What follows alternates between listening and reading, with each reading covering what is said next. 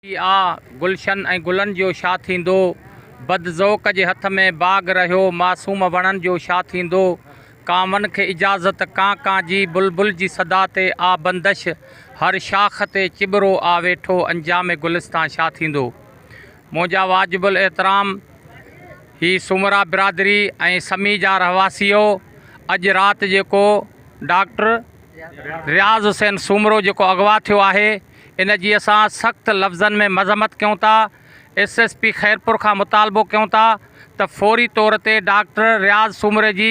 बाज़ियाबी करायो। DIG सखर खे मां अपील थो कयां त महिरबानी करे फौरी तौर ते डॉक्टर जी रिहाई कयो। उन खां पोइ मां मोहतरम बिलावल साहब खे अपील कयां थो त बिलावल साहब ही जेको हिन सां ज़ुल्म थियो आहे डॉक्टर रियाज़ सुमरे सां, फौरी तौर ते महिरबानी करे इन जी जेको आहे सो बाज़ियाबी करायो। अगरि जेकॾहिं न ऐं डॉक्टर रियाज़ जी बाज़ियाबी न थी त पोइ तव्हां यकीनन सम्झो त ही रोड रस्ता नेशनल हाईवे ब्लॉक कंदासीं तेसीं ताईं जेसीं ताईं IG सिंध हिते असां वटि मुज़ाहिरीन वटि न पहुचंदो। मां IG साहब खे बि गुज़ारिश कयां थो त IG साहब SSP साहब खां पुछा कर त तूं किथे आहीं, जॾहिं माण्हू अगवा थिए थो त तूं किथे आहीं, तुंहिंजी इंतिज़ामिया किथे आहे, तव्हांजी इंतिज़ामिया पघार छाजी खणे थी त हिकिड़ो शहरी मुअज़्ज़िज़ उनखे अगवा करे वञे, उनजो तव्हांखे कोई जेको आहे अहसासु न आहे। मां चीफ जस्टिस ऑफ पाकिस्तान के पान मुरादो नोटिस वठण जी अपील कयां थो